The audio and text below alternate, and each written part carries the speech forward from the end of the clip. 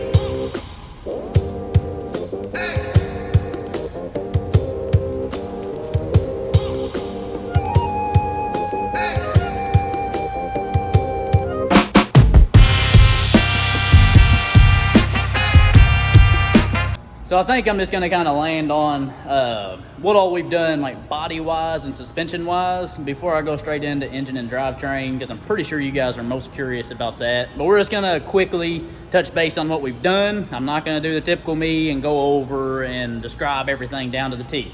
But so, exterior-wise, the paint is factory. You guys can see our hood fade. You guys love that character, don't you? But still looks amazing.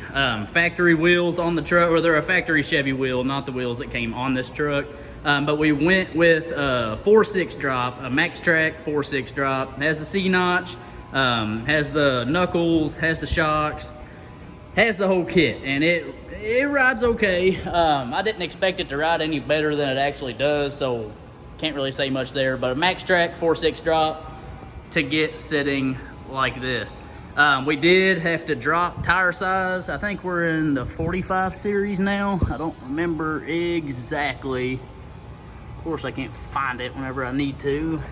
Yeah, 45 series. 275, 45, 20s. We did have the 275 55s, and we was monster trucking. I'll plug a picture in right here of whenever we had the white letter tires and it was factory suspension.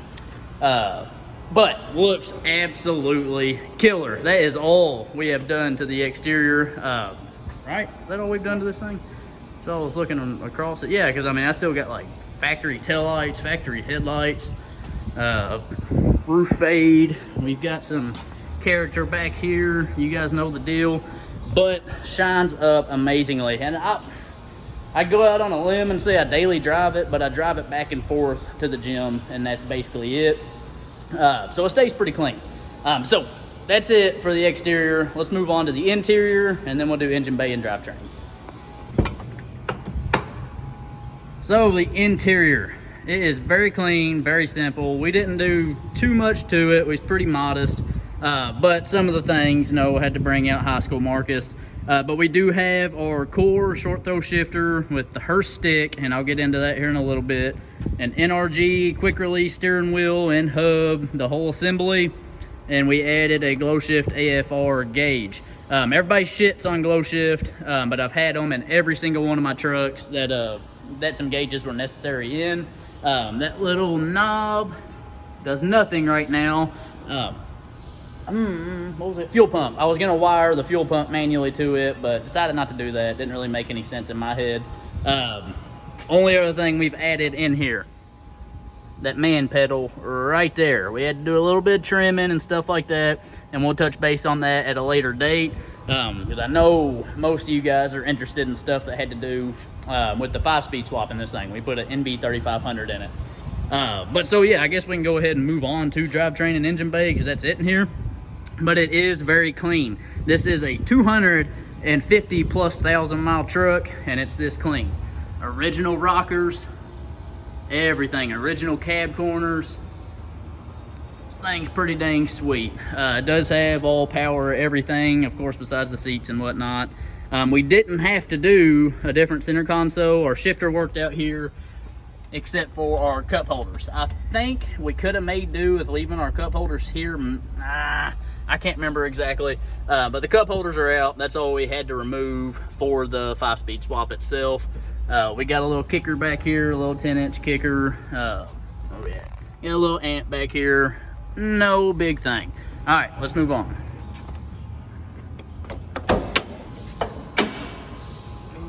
Pretty clean and pretty simple under here too. We did go crazy under here, and I'm gonna be blabbing a little bit, trying to keep up with myself here. And we do park under a tree. But we kind of went overboard with the engine bay and replaced just about everything we could. We're still down AC, but every single AC component's new in this thing. We wanted to utilize it. We do have a Holley fuel pressure regulator, new overflow tank. We did it's just an Amazon special intake, but Summit straight hooked it up. We have got the Summit fabricated intake manifold with their fuel rails and with their 92mm throttle body, and it really woke it up. If you're wondering about the sheet metal intake, you do hear the harmonics, and a lot of ticky-tacky people will complain about that, but it's not that bad. If it's what's the word I'm trying to use? If it follows the purpose of the truck, throw it on there, because you're gonna have fun with it, and it makes it breathe so much better and makes it sound so much better too. But we do have a kind of like a pointless catch can, I guess you could say. But we did all new driveline. It does have a BTR stage 3 cam kit in it. So what that entails is you get the cam, you get the beehive springs, you get the chromoly push rods. We didn't do anything with the trunnions or with the rockers or anything like that. We got long tubes on it, all new plugs, wires. We did the shitty long tubes on it, the 1 3/4, so that's why they look all rusty and everything. But they're 1 3/4 long tubes down to a 3-inch Y pipe and straight piped out the side. Sounds absolutely killer. Just like that. And yes, we did do the exhaust work ourselves on this one. We've got 44-pound Dietz work injectors. We did have to shimmy shay our hole out for our, oh, damn, it looked like it was sideways right here. For all of our clutch assembly stuff. No, it's not. But we did have to plug a hole out right here behind the brake booster to get this all fitted up into place. Oh, what else? ICT billet. They hooked us up with their valley cover. And we do have the crossover tube delete. We've got that hose right there. And as far as I said, Dietz work, 44-pound injectors. The rest of the fuel system, we have got a 20-gallon fuel cell in the back of the truck. I can't stop sweating. A 20-gallon fuel cell back here. We do need to turn this thing towards the back, it's not a big deal, but whenever we get down to, I don't know, a couple gallon in the tank, it does want to fuel starve a little bit because all the fuel sloshes to the back, of course. But we've got a Dash 8 feed coming up to the fuel rail, Dash 8 going to the fuel pressure regulator, and then a Dash 6 return back to the tank. And we get plenty of fuel. Very, very healthy. If you guys want to do a cam upgrade like this, anything over a stage 2, I would imagine, you're more than certainly going to have to get it tuned. And if you're still an automatic, stage 2 kit, you may still, and this is stage 2 BTR, you may have to upgrade your converter. I don't know for sure. Don't quote me on that. I'm not an automatic guy. But runs healthy. Now, as far as tuning and whatnot, DBR Performance, do you remember where they were at? Yeah, I don't remember the name of the town. Sorry, guys, if you're watching this video, but DBR High Performance, they're a little bit south of Nashville. Do an awesome job. Very reputable guys. This was a small job for them. They do some crazy stuff. You know, hell, but 12, 13, 14, 1,500 plus horsepower vehicles, drag cars, street cars, what have you. I can't remember if I missed anything. It's the first video back in a while, guys, so I'm kind of, if you're a regular viewer, you already know I get a little out there sometimes. But so, let's move on to the transmission and drivetrain, and then we'll get some rolling shots and some sound clip for you guys.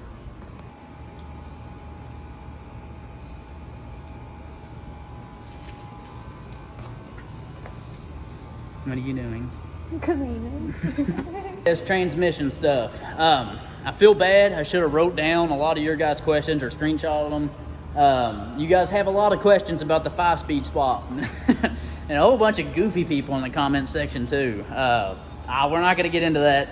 But I'm going to do it like this. For the people that are genuinely curious about this 5-speed swap, comment on this video, and if I don't comment back, I will mention it in the next video. I'll go over everything that you guys need to know so that you can get this swap done, because it needs to be done. Get rid of that damn automatic, throw a 5-speed, whether it needs to be a little MV3500 like we did, or if you want to make a T56 work, what have you, get her done. But so that's what we did. We did an MV3500 kit, went and bought a parts truck, pulled the MV3500 out of it, junked the parts truck, and then bought all the rest of the parts new. I don't remember which video it is. I'll leave the link in the description down below so you guys can go look at all the parts list you'll need. It's all there.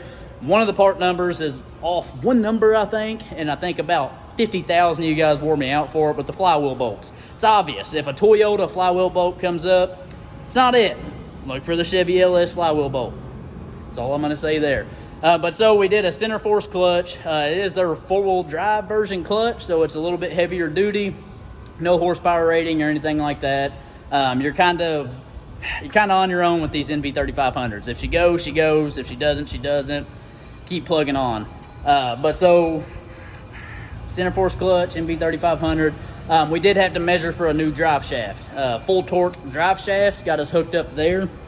See if I can crawl underneath here and show you guys that. Maybe. Yeah, there we go. Full torque drive shaft. You guys can see our rusty exhaust down there. They got us hooked up pretty quick, I think. Oh. I want to say it took, I don't know, 2 to 3 weeks for it to come in from start to finish. And I think they're down in Texas too, and I'm up in Kentucky. So, I mean, that's pretty good lead time, especially whenever I called them that day, needed it, and they got on the ball. Had a couple miscalculations, but they will make sure your drive shaft is right. If you give them a weird measurement, they'll call you, email you, make sure and go over it with you, and everything is 100%. As far as wiring for the transmission, it was basically plug and play. You've got to deal with your reverse lights and shit like that. But like your speed sensor, all those goodies, all the same. You're going to have a few dash lights. Of course you're going to have a few dash lights. But take it to your tuner. If you're a tuner yourself, you can get rid of them lights. Ixo facto, not a big deal. What else did we do? We put a new oil pan that's underneath there. You guys really don't care about that. Hell, guys, I don't know. I guess that's basically it. Let's hear this damn thing. One more thing. I'm sure I missed a whole bunch of other stuff too, but our rear end is fresh as well. We have practically, and you guys can see, there's not much rust under here. It's been a pretty well maintained truck, but from front to back, this truck has been gone through. Well, minus the bottom end on the truck, I guess you could say. We got the cam in it, but we didn't. We cleaned out all the cylinder walls best we could whenever we had it apart and whatnot, and everything looked pretty clean. No pitting, no buildup, nothing like that. For a 250,000 mile truck and not knowing what the past life was, it's pretty damn good looking underneath there. Not too god awful worried about it. And down the road, yes, I plan on it because we've got plenty of other vehicles to drive. We'll get in, I don't know. We'll get a little bit further down the road with this thing at another time. I don't know for sure, but it's a good looking truck, fellas.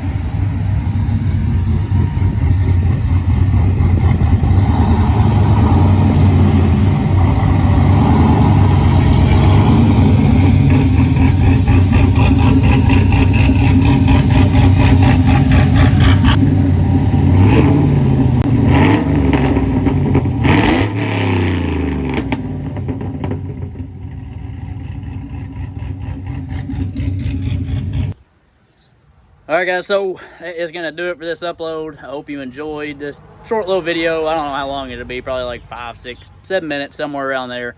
But nonetheless, we're absolutely stoked to be back at it. Glad you guys stuck around. If you're new to the channel, definitely stick with us. We got regular content on the way and all kinds of crazy shit that's going to blow y'all's minds whenever we get to the new videos. Bye-bye, Kentucky. That's all I'm saying. Like, comment, and subscribe. Definitely do what the woman just said. See you guys in the next one. Wow.